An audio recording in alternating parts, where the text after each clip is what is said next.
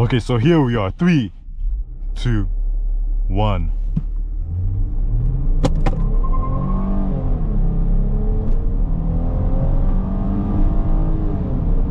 And 60. Yes, you guys did hear that correctly. We did get a lot of tire screeching just there. And let's give it a little rev test. 4,000 RPM soft limiter as usual, because nobody gets a minivan to hear that exhaust note. Fair enough. Beautiful steering wheel, stitching all around, and horn test. Not bad. Guys, welcome back to the channel. Today I got the keys to a 2024 Chrysler Grand Caravan. And I'm sure some of you had no idea this car existed because we're used to the Dodge Grand Caravan. We had no idea Chrysler had a Grand Caravan of its own. But some quick specs: 3.6 liter V6 Pentastar, by the way, 292 horsepower, 262 pound-feet of torque. This one is a front-wheel drive variant, and this is what our keys looks like. And you know what? It's kind of like a little transformer, and this key is really nice. Has a nice weight to it, you know. But looking at this, you might realize if we come down to our wheels right here, we have the Dodge logo right here, because Chrysler and Dodge are both owned by the same company. And now that Stellantis has taken over, we're gonna see a huge improvement in our interiors, because I recently reviewed the Charger EV, you can check out that video, but Dodge has gone crazy with the interiors. This one still kept a lot of their old design aspects, and it might look a little bit dated, but with the new management coming in, it's gonna look better. We don't get anything too crazy. It's just a basic minivan, and that's what it does. For the money, for the price, it's not bad. And if you want to go for the other ones, you got the Honda Odyssey, you got the Toyota Sienna, but those are not exactly the most affordable ones right now, especially with everything going on everywhere. It's just crazy. But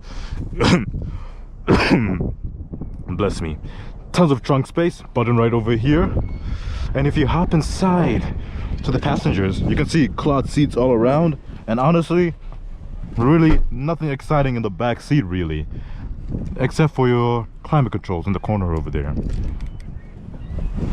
Now, hopping inside to the front where everything usually takes place, and let's give it a little rev test. 4,000 RPM soft limiter as usual, because nobody gets a minivan to hear that exhaust note. Fair enough. Less than 6 inches of screen, Apple CarPlay, Android Auto.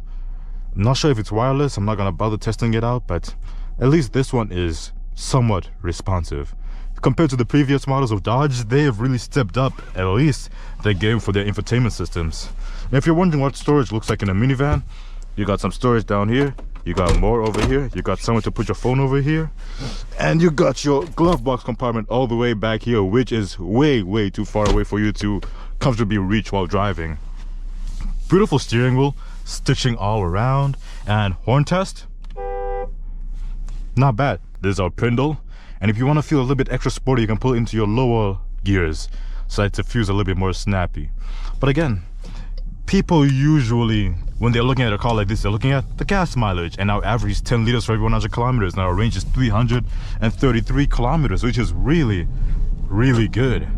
But another thing they also look at is reliability, how reliable these cars are usually. And for the most part, these cars are usually pretty reliable. They've come up with a pretty solid plan, well, solid platform really, for these cars to be reliable enough that, you know what, you can take this thing for a road trip, because again, last thing you need is for your minivan to break down on you with your entire family in the car with you. That's the worst case scenario for a car like this. And looking around and reading some owner reviews, some things you might have to look at. Sometimes it may shift a little bit rough. Sometimes the idle may also be rough as well. Sometimes the infotainment system glitches out every once in a while. But overall, none of these are catastrophic enough for me to wave the red flag, be like, avoid this car at all costs. It's just simple quality control issues really. And since this is basically the base model, we have cloth seats, which are kind of stitched, not bad, like nothing fancy really, but it works. It's not leather, so you know it's not gonna rip apart or wear and tear and start cracking in a couple of years. It's just simple cloth. So these things were kind of built with a little bit of durability in mind. Am I gonna say they're as reliable as their Japanese counterparts? Hell no. Nothing is as reliable as a Japanese car. But this thing still does its job pretty well. It's soft. The suspension is soft and pretty forgiving. It's not sporty in any way, case, shape, or form. So when your kid asks to take the family minivan to go out with your friends one time, chances of them doing something excruciatingly stupid with their car are pretty slim. I'm not gonna lie to you. But look at our interior. Look at this nice bronze plastic piece. It's not aluminum. It would have been nice if it was metallic or something, but it's solid. Creaks a little bit, which again is fair, but it's still a pretty solid interior. Nothing wild. And what is happening in front of me right now? Yeah, fair enough. But overall, it's still not a bad vehicle. And that's literally it. Its strongest points is the space it has, its decent reliability, and the fact that it's also pretty cheap to own / maintain. These cars can range from a lot of prices, and if you buy from the used car market, you're probably gonna get an even better deal. And for me, what I would say, because this is the base model, the owners of this car did not get any of the safety features. We don't have any blind spot monitoring. We don't have any lane keep assist. We don't even have adaptive cruise control. We just have the basics to get this from point A to point B, which again, it is fine. This car has a lot of clearance, so most of the time you will be good. And besides, visibility tends to be pretty good in a minivan like this because every panel has a window the size of someone's arm, basically. So either way, visibility is great. And driving this thing in the snow, for example, is not terrifying either. Because of the weight and the way this thing is just built, it's not too bad. Acceleration is there, because it's still the Pentastar V6 that is found in the Dodge Chargers, the Dodge Challengers, and every other V6, even the Chrysler 300 has this same Pentastar V6. So if you really wanted to make this car quick, by all means, you really could. But it's not exactly this car's purpose. One friend of mine who modifies minivans like this, what he does is this entire door will be filled with nothing but big speakers. That's what he modifies the minivans to do. These things are not performance, they're more of like grand cruisers. Takes this thing on a road trip, on the highway, cruise control, pay attention, you are great. You are just in there for the vibes. And if you're wondering what our stereo system sounds like, so going to FM radio and 103.5.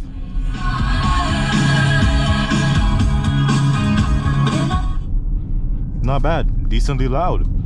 Gets the job done, And of course we're gonna get caught up into traffic, so now we gotta go with that minivan lifestyle now.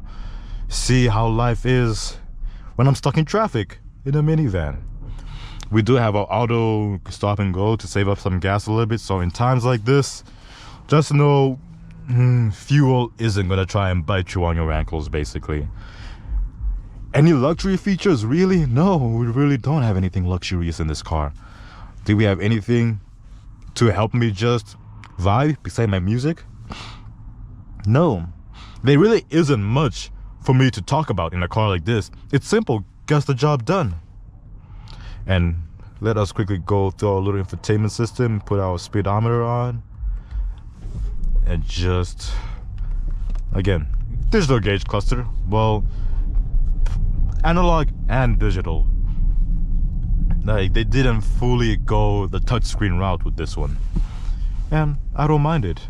There isn't enough room for me to do a quick acceleration test or a brake test because this is basically rush hour, and being caught in rush hour is arguably the worst things to happen. We are not even in Toronto, but we have so much bad traffic outside of Toronto. It doesn't make sense. It's supposed to be a small town. That's why I chose this town. It's supposed to be not busy, but it is what it is. It really is what it is. But let's look at our infotainment system because we have some time to kill, and as a law-abiding citizen, let's just look at what we have. So all our apps, we just have Android Auto, comfort settings. Do we have heated seats? Please tell me we have heated seats. No. Oh, actually, yes, we do. They're hidden away just up here. So yes, we have heated seats and a heated steering wheel. Are they ventilated and massaging? Nope. Nope, they're not. Again, this is the base model, so you can't exactly be mad at it for giving you base model features, which is pretty limited, I'm not gonna lie to you. But I'm gonna cut this part out, and then we're gonna come back when traffic is moving and I can do like a 0 to 60 or something for you guys. Okay, so here we are. 3, 2, 1.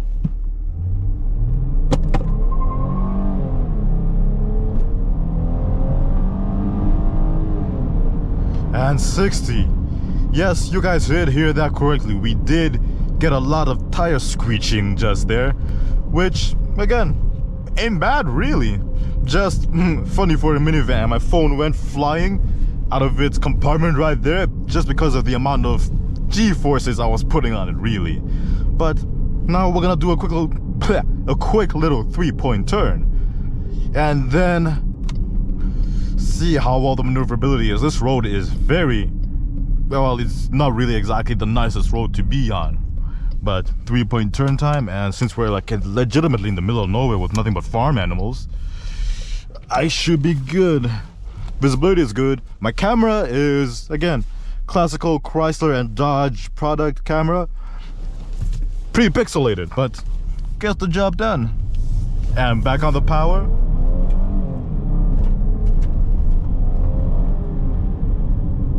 Not bad. This car, like, I wouldn't say struggles to put its power down, especially when you're doing like a hard acceleration like what I just did, 0 to 60. That's when it kind of struggles with a little bit of tire screeching, but it's really not bad. It's competent enough to get you to highway speeds quick. The transmission is quick and snappy and knows what you're trying to do. With a lot of input, you gotta step on the gas, like double tap it for it to realize that, okay, he wants to go off kind of quickly. Fair enough.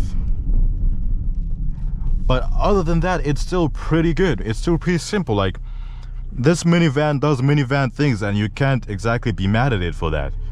It does its job well, gets you from point A to point B, takes good care of you while you're doing it. Like, there is nothing for me to lose here. I don't lose in any way, shape or form.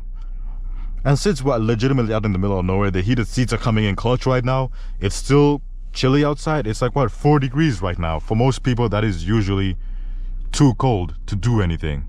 And there's an undercover cop right there who was looking at me. Fun times, great times.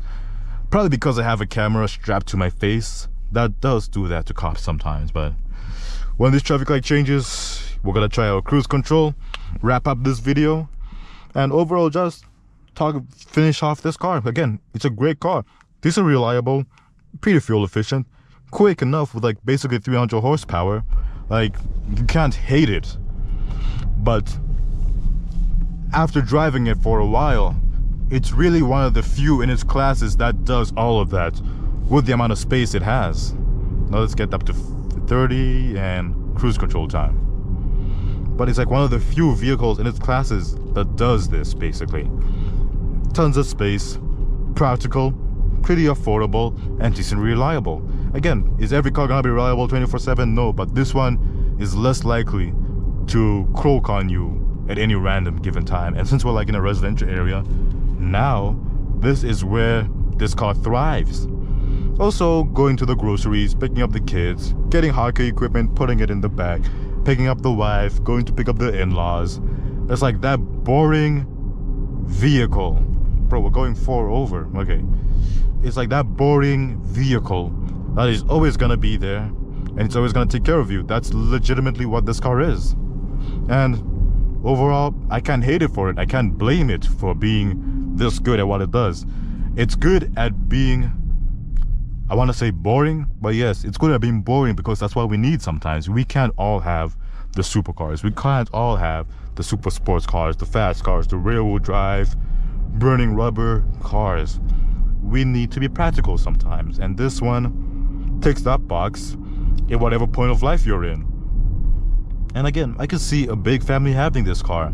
And if you want to go bigger, you can get something like a Suburban, you can get something like a Tahoe, an Expedition, for way more money, but does the same thing This one does, but it's slightly more expensive. Ladies and gentlemen, this has been Morty in the 2024 Chrysler Grand Caravan. I reviewed the 2022 one time, and this one is still just as good. Take care of yourself, guys, and peace.